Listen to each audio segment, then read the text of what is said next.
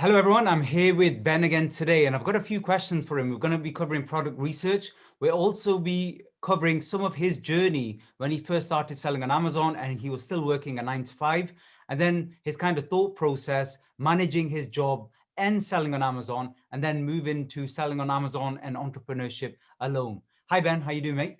Hello, hello, hello. Nice to be back. You all right? Yeah, I'm doing good too. Thanks. Just trying to enjoy the little slight heat wave we have in March.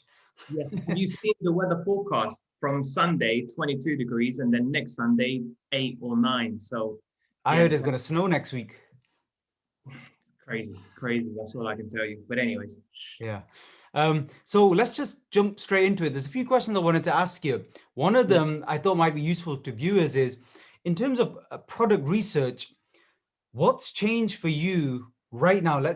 As you're looking for products right now in 2021, compared to last year when we first went into lockdown, and then compared to a couple of years before when you first started selling on Amazon. I was wondering what your thoughts were and whether yeah, you've changed in terms of the kind of niches you're going for, the kind of demand, competition environment you're going for, etc. yeah.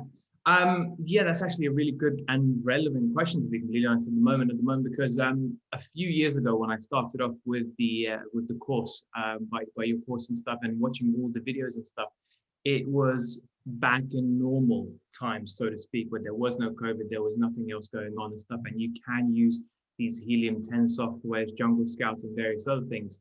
Now, because we have been in COVID, everything kind of messed up, so to speak. Some niches were doing well, more so than others at an awkward, weird timings.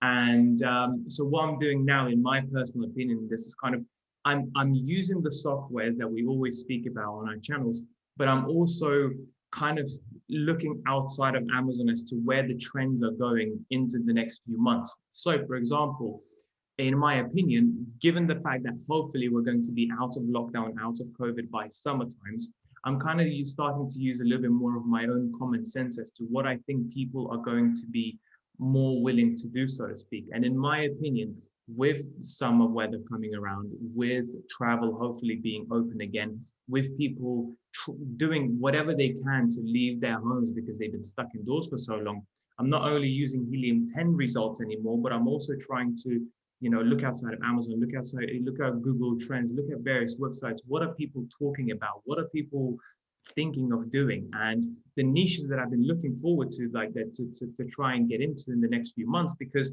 when it comes to product research, you have to think about not what's going to sell this today, tomorrow, is what's going to sell in a month or 2 months or so. So I may be wrong here, but I'm taking kind of a bit of a gamble here, is that I'm looking into niches such as toys and games, where people are going to be playing outside, and sports and outdoors, maybe a little bit of travel as well, because people are dying to leave the country, including myself. So I think those sort of niches that in theory at the moment on Helium 10, if you check anything on travel, is going to be really, really bad.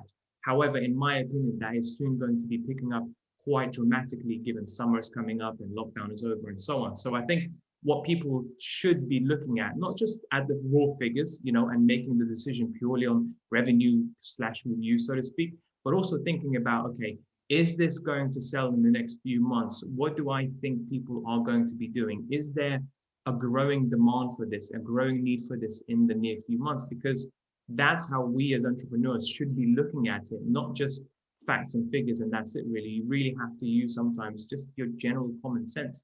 It has worked for me in the past with COVID coming on to the first lockdown. I was really full on working from home type of products, and it worked out really well, not just working from home, but also fitness type of products. And I think now we need to use that same approach to coming out of lockdown effectively. Yeah, no, that's very interesting. And I think, well, I suppose what you're trying to say is, rather than just use the product, so some of the products you might be looking for right now, it would be declared a fail Yeah, if you look at the product research numbers. But yes, you know from experience now that you're above the product research software because you're trying to front yeah, run yeah. products doing well in a new niche, rather than a few products start doing well there and you kind of following on board a little bit like 2-3 months late.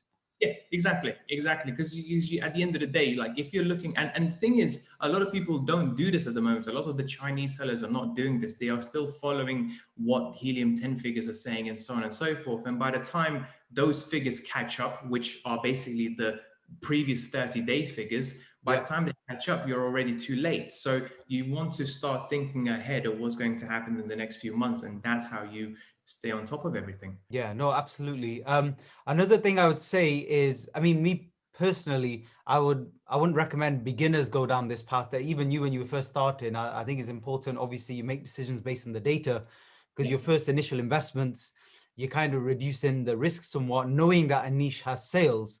Whereas the approach you're taking now, you can afford to take more risks Yeah. for more reward. Well, there Yeah. are, at the end of the day, there are certain products and certain niches, like take, for example, beauty or health or home and kitchen. They Yes. tend to sell throughout the year. Some of Yes. them will go up and down, but a lot of them will sell up throughout the year, and the figures are not going to be skewed so much. However, there are other ones, such as sports and outdoors, such as travel right now, that literally are completely out of whack to what they Yes. usually are on any other year, so to speak. You know, Yes. any other year, if you look at March of not last year, but the year before, travel was doing reasonably well. Yes. You know, right now it's completely beaten down. And it kind of coincides as well with what I look at in the stock market as well, which stocks are doing well, which companies are doing well, and which ones are predicted to do well in the future. And then you can kind of, you need to just look outside of the box. What I'm saying is you need to really think outside of the box when it comes to your product research in the next few months until things go back to normal. Yeah, absolutely. One thing I would add to that in terms of how I approach it now is, and this Mm. is more for experienced sellers, sellers who already, use the data, launched a good few products, at least 10 Yeah, products or so. The one other way to look at it as well is you see some products, like you say, that sell all year round, but it yeah, ebbs and flows in terms of demand. Now, the yeah, problem is if you go into an environment where, regardless of competition, if the demand is too low, you yeah, end up dropping into niches where you could be making just a handful of sales and then it might boost up and then back down to a handful. yeah, However, if you go into niches where the demand is a lot higher, the bar is higher anyway, then yeah, those fluctuations don't matter because you'll always get very, yeah. very good consistent sales, which again helps the algorithm as well. So another piece of advice for those of you who are already experienced selling on Amazon is try now going into the higher demand niches because they're not going anywhere, are they, Ben? Some stuff has been selling for years. That's not going to change. Products always need to update and improve, etc. Yeah, yeah, absolutely. And that's what I think a lot of people miss out. They think, oh, high demand, therefore high competition, high reviews. Let me stay out of it. I'll just settle for the crumbs, so to speak. And that's not necessarily the case. As long as you can come up with something new, something different, Yes. better listing, better pictures, better keywords and everything, you can make sales regardless. I mean, I don't care if it's a yoga mat, I don't care if it's vitamin C. If you can come up with something slightly different, there is opportunity for anybody. Yeah. And I was just wondering, just in relation to that, when you first joined our program back a few years ago and you were first doing product research, I was just wondering now, because we have a lot of beginners watching, what did you think of these tools? Back then, Helium 10 wasn't so big, so it was mostly Yeah. Jungle Scout that we were using and I was recommending. How did you feel about Jungle Scout and looking at figures that way? Did you find it helpful? Did you find it overwhelming? Do you remember? Yeah, it was helpful, but at the same time, it's just I'm not the most analytical. At least I wasn't in the very beginning, so it was overwhelming because there is so much to learn, and you kind of, because you haven't looked at this before, and this is why I should tell people all the time. I understand it's overwhelming. I understand it's difficult, but you just have to persevere, and it will start to make sense. You will pick up some information here and there and there. Because to me, looking at products that says, oh, 100 reviews, well, is that a lot? Is that not a lot? Is 1,000? Is that a lot? Is that, what does that mean? And so on and so forth. Because the figures are there. Yes, everybody sees the same figures, but figuring out what they actually mean and what you should do with that information is a completely separate ballpark. The reviews and stuff, well, it doesn't matter if it's a 3.5 review score or 4 or 4.5. What Yes. are the differences and so on? And in the very beginning, it wasn't just looking at the data, it was understanding how to analyze it and come to certain conclusions. And even now, after now doing it for almost 3 years, we still make failed decisions, we still make failures, there's still things to improve on because the algorithms and the Amazon in general changes so much. But it's just trying always to learn more and more and more. And after a while, after doing so much research, I mean, I'm now selling over 45 products. So we've been doing product research for a long time, just like yourself. it becomes more of an automatic type of process, and that's what you want to potentially get into. The more Yes. you see these figures, the more you tend to in your head start to compare one niche to another niche, which one looks better, which one looks more attractive. But in the very beginning, if you do find it overwhelming, all I can say is just persevere, continue taking notes, continuing try to understand what it makes sense, go back to the course videos, go back to YouTube videos, whatever it takes to try and understand it, because there will be a point where it will just be a click in your mind and it's like, Yeah. right, okay, I get what this means, I get what that means, and so on. Yeah, and Ben, I had a couple of kind of mindset questions for you. Now, this is an interesting one because whenever I see a new opportunity, I'm fortunate now that I just don't have doubts in my mind anymore. You know, when we first started and there was all this, is it even possible? Can I do this? What if this happens? What if that happens? However, a lot of beginners obviously watching these videos right now, a lot of beginners who join our training, they do have doubts. That's completely Yeah. normal. That's understandable. For you, what was that first time? Because I'm struggling to remember, it's been so long now. When was the first time you started selling that you realized that this was a goer? This, like Amazon works, is something Yeah. you can make money from, or any online business Yeah. actually works. Do you remember that when that happened and what went through your mind? Yeah, to be completely honest, it went after the third product, so to speak, because I thought the very first one was kind of like a lucky fluke, and maybe it will just be a nice side income where I'll make a couple of £100 here and there, so to speak. The second product completely failed, but then the third product, once the sale figures went above, £200 a day, so to speak, which was actually quite good, I saw an opportunity, and I'm the sort of mindset person where I'm really bad as an employee. I don't like being told what to do, number one, because what I always used to find is that whatever company I work out, my decisions, or not necessarily my decisions, but my opinions, not really valued, not really listened to.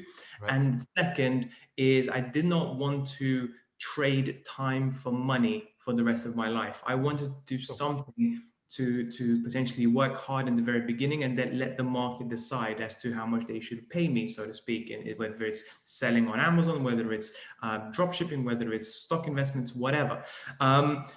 Getting back to the point, I think once I realized that, hey, I'm actually making a decent side income right now of around 500 to £1,000 of profit each and every single month, that was the clicking point where all of a sudden my girlfriend left her job and decided to go full time, and we both decided to live off one income. Right. And in my mind, it was, I'd rather try and fail Yes. than regret never trying. And I also found, speaking to students, speaking to other successful people as well, that most cases, they really over exaggerate the worst case scenario. I mean, let's put it bluntly. Let's say you do leave your job and Amazon doesn't work out and you lost 1,000, 2,000, whatever. We most of the time, you and your course and whatever, we recommend to start off relatively low. Even if you've got £10,000 to invest, start off with two. Once you figure it out, you can put more money into it, but you don't have to risk all of it straight away. And people over exaggerate the worst case scenario, because let's say if it fails, I mean, there's no problem with you getting a job of 3-4 months down the line. Yes, you may have to take a slight pay cut. In most cases, you may not even need to. Most employers may actually be interested in the fact that you try to do something of your own. And I think a lot of people just really over exaggerate the Yeah. worst case scenarios, like, oh, I'm going to go homeless. Oh, I'm not going to be paying my mortgage. Oh, this and that. And just like, Yep. this, most cases, 99% of the time, this just won't happen. Worst case scenario, you'll just have to look for another job. Yep.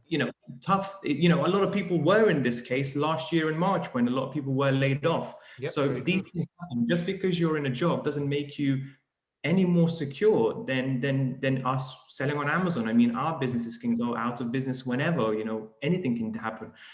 But it's just having that courage and that mindset that I'm going to give my best, and if not, I'll make it work. I'll figure it out. People need to have that mindset of, I'll figure it out. Yes. We've got education, we've got everything to figure things out. Yep. Yeah. Fantastic answer. The other thing I would just add to, I think what you were saying is one thing I realized. It's again normal to have these doubts, but where do they come from? A lot of them kind of ingrained in us from childhood Yeah, and stuff like that. And one thing I found was I stopped talking to people, even people close to me, like family, parents, stuff like that, because a lot of them, it wasn't that they're negative, but they're worrisome people. Now, if you run your grand ideas by worrisome people, Yeah. you're going to get them worried, and that worry is going to kind of relay back onto your mind. So it's going to kind of enlarge and enforce your doubts more.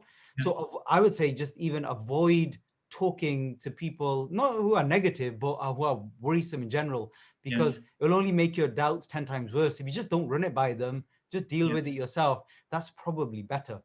In most cases, to be completely honest, they don't really even understand. I mean, I'm taking my parents, lovely people, want the best for me, but because they have never run the business themselves, Yes. they were worried for me, given that I just spent £1,200 to somebody in China who I've never met for 600 units of a product that I personally never use. Like, what on Yeah. earth am I thinking? But it's Yes. just that mindset. I think your parents may relate as well, where they actually have to work hard for every penny, so to speak. They never Yes. seen outside of 9 to 5. They haven't lived in the Yep. internet age, so to speak. So I think changing your mentality and thinking, okay, there is something else out there. I can work smarter and Yep. make the same, if not more money. And I need to just stop listening to what other people say, regardless, positive or negative. Just Yeah. stick to what you know, what you're learning, and you've seen people make results. I post on my channel results all the time.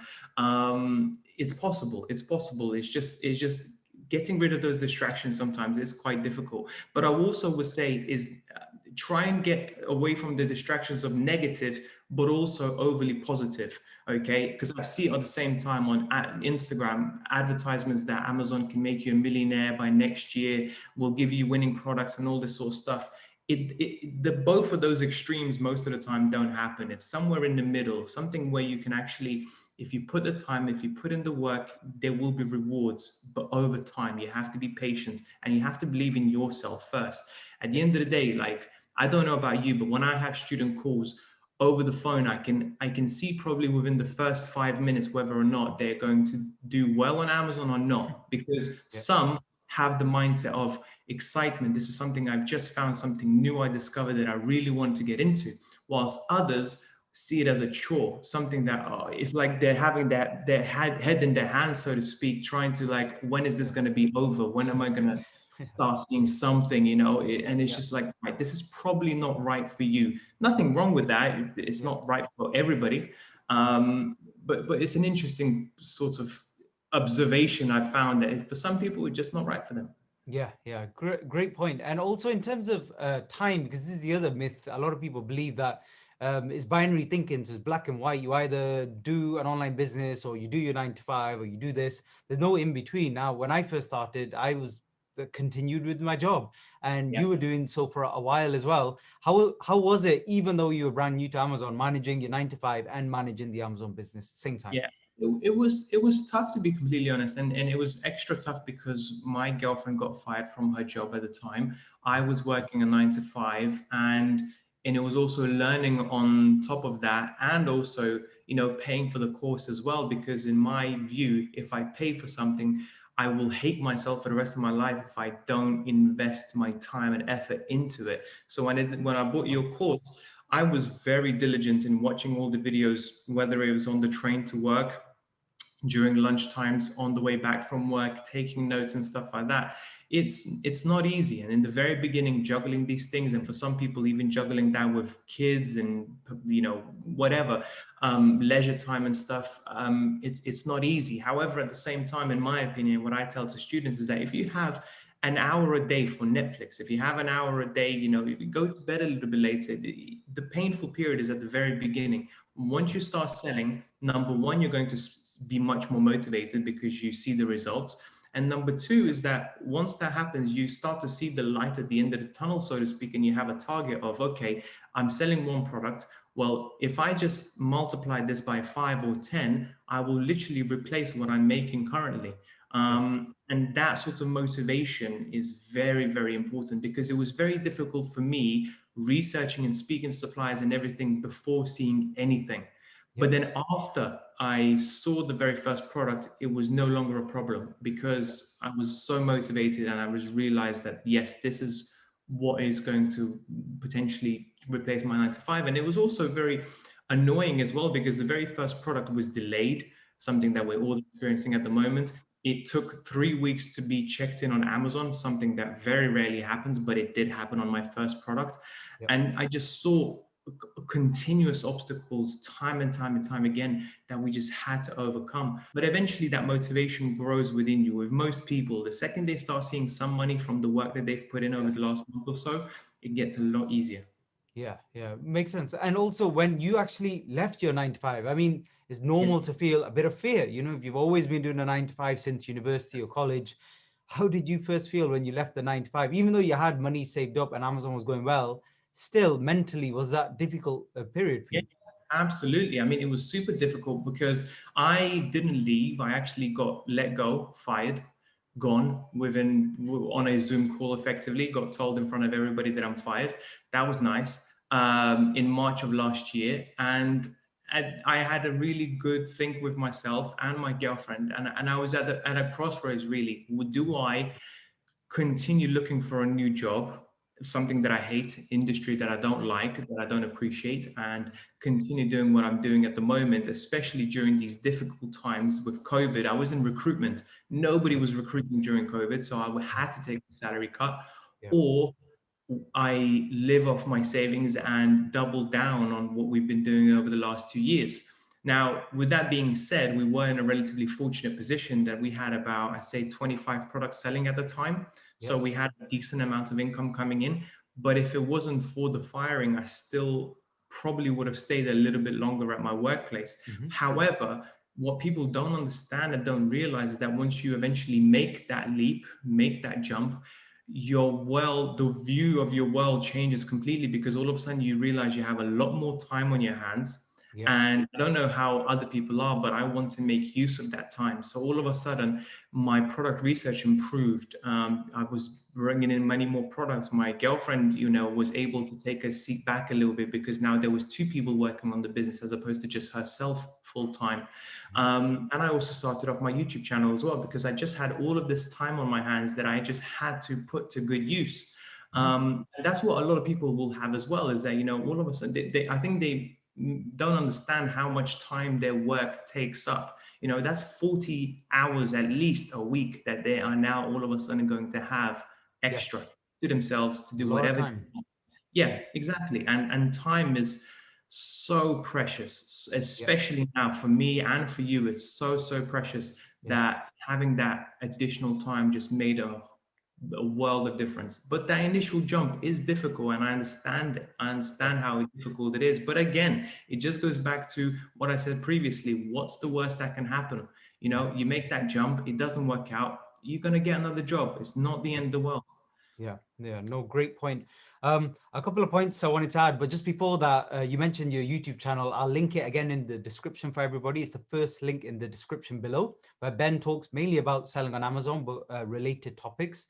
A couple of points I'd make. One thing I noticed, well, I kind of learned when I left my 9 to 5, your most productive hours of the day are the early hours of the day and the afternoon, kind of after lunch. It doesn't tend to be the evening and the night. So the problem Yeah. with the 9 to 5 is when you first start selling on Amazon and you're doing your 9 to 5, you're doing a lot of stuff in the evenings and weekends when you're already drained. You have to kind of drag yourself through the mud a little bit.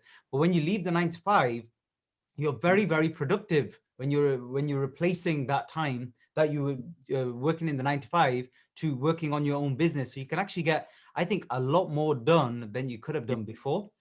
Yeah. The second thing I would make is a bit off tangent, a bit of a spiritual point, but sometimes you have to take a leap of faith, I found. And also, sometimes things happen in your life and you don't know why when they actually happen, and they may be perceived as bad things, but you don't know the path you're going to take to get to your goal. And maybe this was a necessary kind of path along to getting to Yeah. 7 figures and scaling up further, where if you were still in a 9 to 5, you probably wouldn't have scaled as fast in your Amazon business. I don't know what you think about that.